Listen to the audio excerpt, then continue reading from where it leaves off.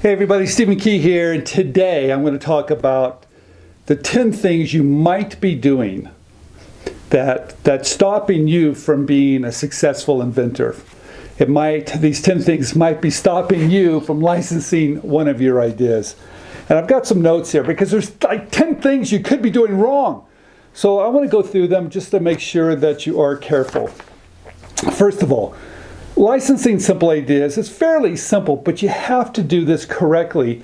And if you miss any of these steps I'm talking about, there's a good chance that you will not be successful at licensing your ideas. Okay, the first thing I want to talk about is number one, you do not have a new idea. You think it's new, but you haven't really done your homework. You haven't done a good Google image search or Google shopping search, or maybe even looking for prior art, prior patents. And you realize at the end of the day, you don't really want to find your ideas. So your idea, once you show it to a company, they realize this is they can find it within a couple minutes or a couple seconds. So make sure you do have a new idea. All right, number two, reaching out to the wrong companies. Now, not every company has embraced open innovation. And you have to make sure that that company that you're reaching out to is inventor friendly, meaning they want to work with us inventors. So please do your homework and make sure they are inventor friendly. They have embraced open innovation and they want to work with you, because sometimes you end up sitting to a company that doesn't take outside ideas. But also, here's the other point too. Sometimes you send your ideas to a company that's just not the right fit. You've got a pet product and you think you've got something that fits into the pet category, but it really doesn't. Or you haven't looked at their website close enough. You haven't looked at their products that they're currently selling, or the material, or the price point, and you're sending them an idea that just does not fit their product line. Number three, poor marketing material. There you go, your sell sheet, although you've got a nice picture of your prototype, but your marketing material, your marketing copy is too weak. They can't understand it. And so once they get it, they read it, and they still don't understand the big benefit of your idea. It's not clear. Or maybe when they look at your sell sheet, your marketing material, and they're looking at it and they're confused. So guess what? They put it in a different pile, and it never gets out of the amateur pile. So number three is that your marketing material is not good. And it's not just a sell sheet, it's your marketing copy that has to be fantastic. It has to really bring the benefit of that idea out. And if it's not done correctly, first of all, it's not simple to do. And if you don't do it correctly, you're not going to get a response at all. Okay, number four. Wow. Not being reasonable, not being someone these companies want to work with. For some reason, you're a little pushy, you're selling a little hard, and you're just sending this red flag to these companies that maybe you're the type of person they really don't want to work with.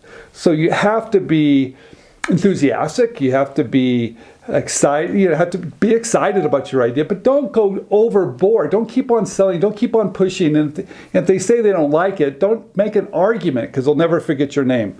Okay, number five, only thinking about yourself. Wow. Now I know that you're extremely excited about your ideas. But there is a time where you really have to look at the company and understand, what are they looking for? Put yourself in their shoes and stop thinking it's all about me and my idea. No, it's not. It's all about them. So once you kind of shift your thoughts, what can you do to make them successful? And if you do that, there's a very good chance you'll be successful too. So that was number five. Number six, a poorly written provisional patent application. I cannot say this enough. You guys, even if you hire a patent attorney or a patent agent to write your provisional patent application, doesn't mean it's written well. It's written from a legal perspective. It's written from a perspective of maybe trying to protect you, or maybe making sure you just might get a patent on your particular invention. I think that's the wrong approach. I think provisional patent applications need to be written in such a way to license your ideas. And I'm going to talk a lot about that, because I don't think you're going to find that from any patent attorney or patent agent. That's not how they're thinking. I want you to write it from a business perspective, not from a legal one. Okay, so that's number six. Number seven, Poor timing. Oh, jeez. You know, maybe you're submitting an idea right before a trade show.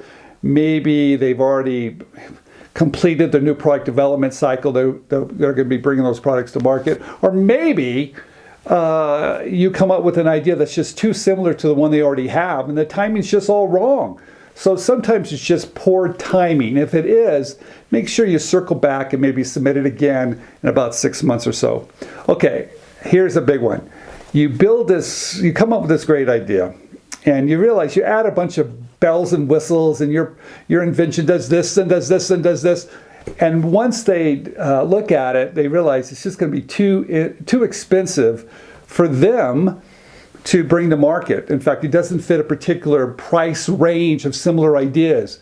You've added too much to it, and it's too complicated, so it's going to cost too much. That happens so much. Okay, number 9, your idea is just too similar. Your point of difference isn't big enough. You don't have a big enough wow factor. So what happens is the categories may be a little crowded. You come up with an idea that's a small improvement, which is a good idea, but it's not enough for them to say, yeah, we want to take it because it's too similar to other ideas out there. Okay, number 10, you come up with this great invention, but the market's just small. In fact, it's so small, it's not even worth them to produce it. It's just too small. There's not enough revenue there. There's not enough business there. So they kind of say, look, we really don't want to do this. I just went over 10 things that might be stopping you from licensing your ideas. Now, on this channel, as you know, if you've been watching for any length of time, we go through all the different steps. It sounds simple, and it is, but you have to make sure you're doing everything correctly. Okay, here, Stephen Key here. Thank you for watching, and I'll be back with another video in just a minute.